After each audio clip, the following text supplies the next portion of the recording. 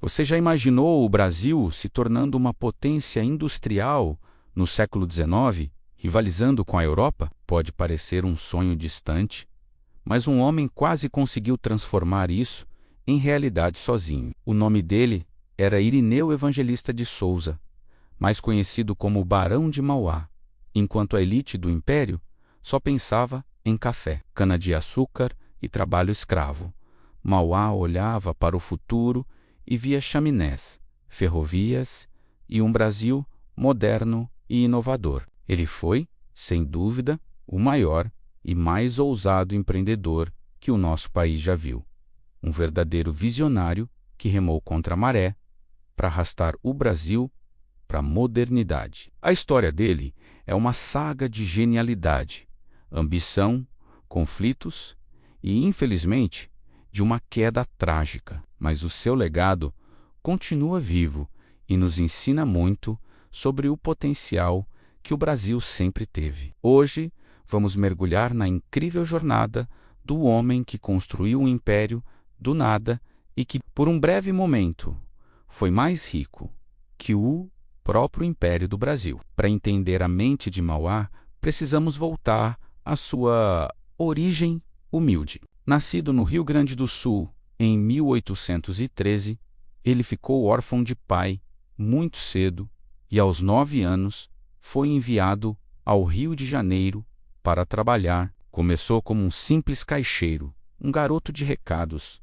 numa loja de tecidos. Mas, desde cedo, ele mostrava uma inteligência fora do comum e uma vontade de aprender incansável. Foi ali, no balcão da loja, que ele aprendeu inglês, contabilidade e os segredos do comércio. Essa dedicação chamou a atenção do seu chefe, um comerciante inglês que se tornou seu mentor. Aos 20 e poucos anos, Mauá já era sócio da empresa e, com a aposentadoria do seu mentor, assumiu o controle dos negócios. Essa foi a faísca que acendeu o maior incêndio industrial da história do Brasil imperial. Ele não queria apenas comprar e vender.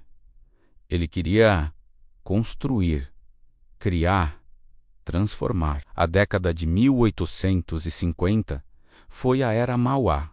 Imagine o Rio de Janeiro, uma cidade ainda colonial, de repente, vendo a noite se iluminar pela primeira vez. Foi Mauá quem trouxe a iluminação pública a gás para a capital do Império. Foi um choque de modernidade, uma revolução na vida urbana. Mas isso era só o começo. Ele olhou para as montanhas que cercavam a Baía de Guanabara e viu não um obstáculo, mas uma oportunidade. Em 1854, ele inaugurou a primeira ferrovia do Brasil, a Estrada de Ferro Mauá, uma pequena linha de 14 quilômetros, mas que representava um salto gigantesco para o país. Pela primeira vez, o apito de uma locomotiva a vapor ecoava em solo brasileiro, simbolizando a chegada do progresso.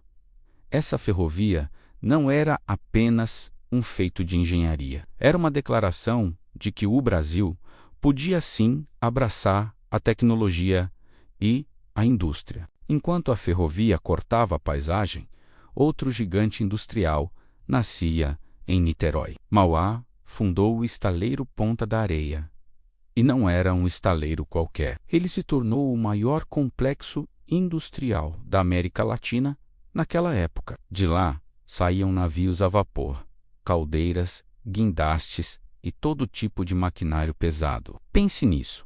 No auge da sua produção, o estaleiro de Mauá construía mais navios do que todos os estaleiros da Inglaterra juntos. Era um feito impressionante que mostrava a capacidade industrial que ele conseguiu criar do zero. Ele não estava apenas construindo barcos, ele estava construindo a base para a independência tecnológica do Brasil. E o mais revolucionário de tudo: todos os seus funcionários, dos engenheiros aos operários, eram trabalhadores assalariados. Numa época em que a economia do país dependia do trabalho escravo, Mauá era um abolicionista convicto e provava que o trabalho livre e qualificado era muito mais produtivo e justo. O Império de Mauá não conhecia fronteiras, nem mesmo as do oceano. Ele sabia que para o Brasil crescer, precisava estar conectado ao mundo. Foi então que ele financiou um dos projetos mais audaciosos da época, a instalação do primeiro cabo telegráfico submarino ligando o Brasil à Europa. De repente, uma notícia que levava semanas para cruzar o Atlântico de navio podia chegar em questão de horas. Foi uma revolução nas comunicações e no comércio internacional. Para financiar todos esses empreendimentos gigantescos, ele precisava de um sistema financeiro robusto. E como não existia um que atendesse às suas necessidades, ele criou o seu próprio. Fundou o Banco Mauá, que rapidamente se tornou uma potência, com filiais não só no Brasil, mas em centros financeiros como Londres e Nova York, além de Buenos Aires e Montevidéu. No seu auge, a fortuna pessoal de Mauá era maior que o próprio orçamento anual do Império Brasileiro. Ele era literalmente mais poderoso economicamente que o governo de Dom Pedro II. Mas por que um homem tão poderoso e visionário acabou falindo? A resposta está nos conflitos que sua mentalidade gerou. Mauá era um liberal, um capitalista moderno que acreditava no livre mercado, na indústria e no trabalho livre. Essa visão batia de frente com a elite agrária e escravocrata que dominava o império. Os fazendeiros de café viam a indústria como uma ameaça. Eles temiam que as fábricas de Mauá roubassem seus escravos e que a modernização diminuísse seu poder político. O próprio governo, influenciado por essa elite conservadora, começou a ver Mauá com desconfiança. Ele defendia a redução de tarifas de importação para máquinas e equipamentos, algo essencial para industrializar o país. No entanto, os políticos e fazendeiros, que lucravam com a economia baseada na exportação de produtos agrícolas e importação de manufaturados da Inglaterra, se opuseram ferozmente. Para eles, Mauá era um elemento desestabilizador, um homem que queria mudar as regras do jogo que os beneficiava há séculos. A relação entre Mauá e o imperador Dom Pedro II também era complexa e cheia de atritos.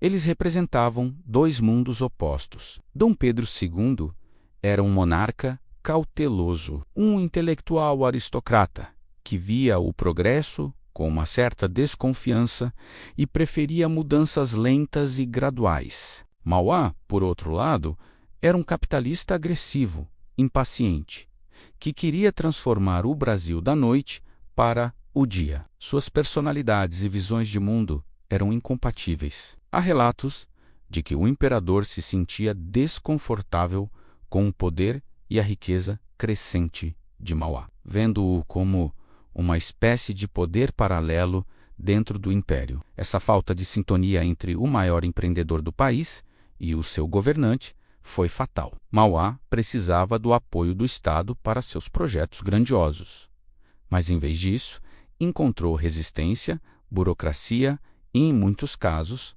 sabotagem. A queda começou com uma canetada. O governo imperial, cedendo à pressão dos ruralistas e dos interesses britânicos, implementou a Tarifa Silva-Ferraz em 1860. Essa nova lei reduziu drasticamente os impostos sobre produtos importados, tornando quase impossível para as indústrias de Mauá competirem com as manufaturas inglesas. Foi um golpe direto no coração do seu império industrial. O estaleiro, que antes era um gigante, começou a perder encomendas. Suas fábricas lutavam para sobreviver. Foi uma sabotagem econômica clara. Enquanto isso, Mauá havia feito investimentos de altíssimo risco na região do Prata, especialmente no Uruguai, durante períodos de grande instabilidade política e conflitos. Quando a situação se deteriorou, ele sofreu perdas financeiras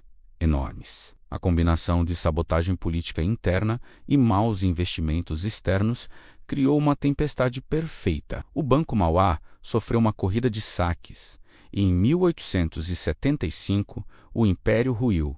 Mauá foi à falência. Após a falência, Mauá passou os últimos anos de sua vida tentando renegociar suas dívidas. Ele fez questão de pagar cada um de seus credores, mostrando uma honra que muitos de seus adversários não tinham. Ele morreu em 1889, apenas 25 dias antes da proclamação da República, o evento que finalmente derrubou o império que tanto o combateu. Ele não viveu para ver o fim da monarquia, mas sua história é a prova de que o Brasil tinha sim um potencial industrial gigantesco. Ele demonstrou que era possível criar um Brasil moderno, baseado no trabalho livre, na inovação e no capital nacional. Embora tenha sido derrotado pelas forças conservadoras de seu tempo, seu legado é imenso. Ele plantou a semente da industrialização,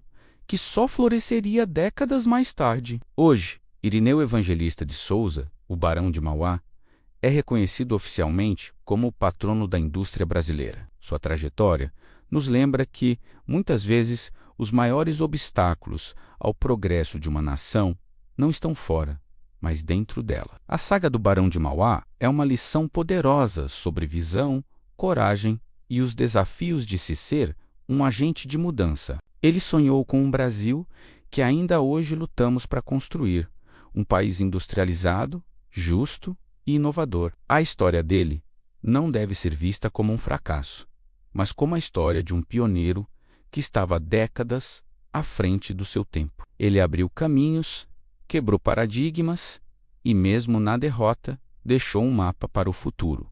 O que você acha? Se Mauá tivesse recebido o apoio do governo imperial, o Brasil poderia ter se tornado uma potência mundial ainda no século XIX? Deixe sua opinião aqui nos comentários. Queremos muito saber o que você pensa sobre a trajetória desse incrível brasileiro. E se você gostou de conhecer a história do Barão de Mauá, não se esqueça de deixar o seu like, se inscrever no canal e ativar o sininho para não perder nossos próximos vídeos. Muito obrigado por assistir e até a próxima.